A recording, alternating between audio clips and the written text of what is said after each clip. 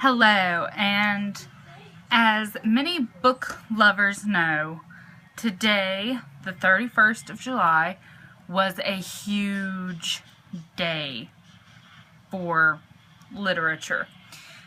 A lot of us who grew up with Harry Potter got to revisit our childhood a little bit with the release of Harry Potter and the Cursed Child, the screenplay. No, it is not a novel. It is a screenplay. It is a play. But it is still an expansion upon the story of Harry Potter, which to me was freaking awesome.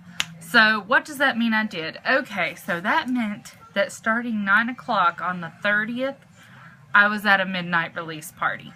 I had so much fun. It took me back so many years. I mean, it's been, what, 7 years since the last book released? And it completely blew me away. So I went to the midnight release and I got this. And I was so excited to read it that when I got home, by the time I got home, it was 1 o'clock in the morning. And I stayed up until 3:30 reading it. So it took me 2.5 hours to finish it, but I did. And I was absolutely blown away. It didn't bother me at all that it was written in screenplay. Because I like dialogue the most in a novel. That's just kind of what draws me in. So I wasn't disappointed at all. And this answered as many questions as it created. A lot of books have been doing that recently, but with this, it really did. Because now I'm wondering, we were introduced to some new characters, and I'm wondering what is going to become of them. But J.K. Rowling said, this is it, Harry is done. Now, does that mean that Harry is done and we are starting with the new generation? Or does this mean that the Harry Potter world is done, and after Fantastic Beasts and Where to Find Them, there's going to be no more? What does this mean? Because this is the part that gets me. We just had the Ilvermorny introduction. Are you going to start writing books about maybe American witches and wizards? Or are you going to focus, is there going to be any type of Harry Potter world material, period? Or is this it? That is my question. If anybody knows, please tell me. Because I watched her interview and I was still like, but does that mean that just Harry is done or the whole world is done? And the reason I asked that is because we've seen a lot of Harry Potter activity in the last year or so. We had illustrated books coming out once a year. Now we have this. We had Ilvermorny on Pottermore. And I think that they're going to release Fantastic Beasts and Where to Find Them as a screenplay as well. So, lots of questions. That being said, let's get on to the actual material in this book. If you don't want spoilers, please leave now, because I am going to spoil, okay? So, Harry Potter and the Cursed Child. First of all, we get to see a lot of old characters that we fell in love with. Severus Snape, Hagrid, Neville Longbottom briefly is mentioned. We don't see Luna Lovegood. Hermione is Minister of Magic. Harry is the head of the magical law enforcement. And Ron is now running Weasley's Wizarding Wheezes, the joke shop. So that's where our main characters are at. Harry's son, Albus Severus, is sorted into Slytherin and becomes friends with Draco Malfoy's son, Scorpius. That, to me, was beautiful. I also think that it was a little bit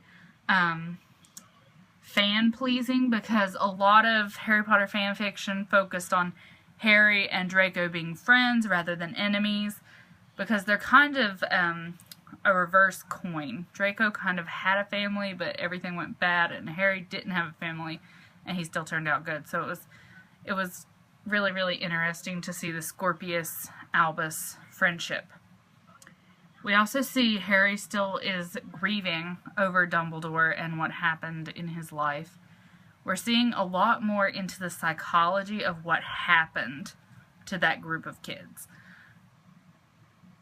Harry still having nightmares, Ginny having issues with what happened, and we also see something that was really unexpected about Voldemort and Bellatrix. I think that was also a little bit of fan-pleasing, because so many people have wondered, did Bellatrix and Voldemort have an affair? Were they lovers? Without the love, I guess. So that was really interesting to see. And then we had to see Harry make the ultimate sacrifice when he is given a chance to change everything, and he chooses not to because he realizes that messing with the past is a bad idea. So it was really, really interesting. I hate that the Time Turner was brought back in. I understand that the story couldn't have happened without the Time Turner, but at the same time, I really hated the Time Turner. Absolutely hated it.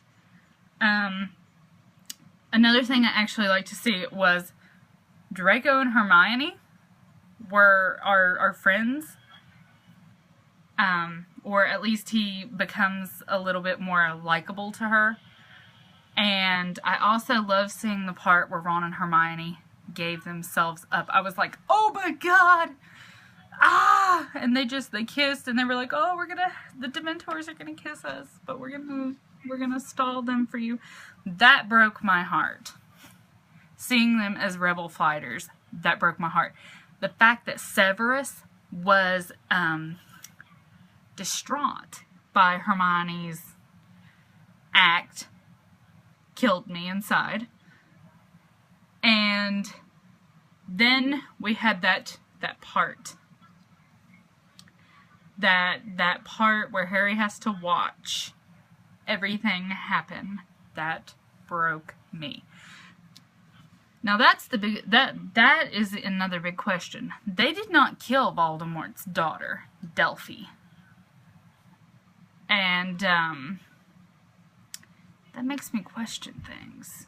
People have broken out of Azkaban before, so that seems like a loose end, like a really big loose end, because if she's anything like her dad, she is going to escape. And I'm curious as to what happens. So I absolutely loved this. It was great having the Harry Potter community together at the midnight release party. It was absolutely beautiful. I totally enjoyed it. So tell me what you thought. Give me your experiences on if you went to your own midnight release. Give me your experiences. Tell me how much you enjoyed it.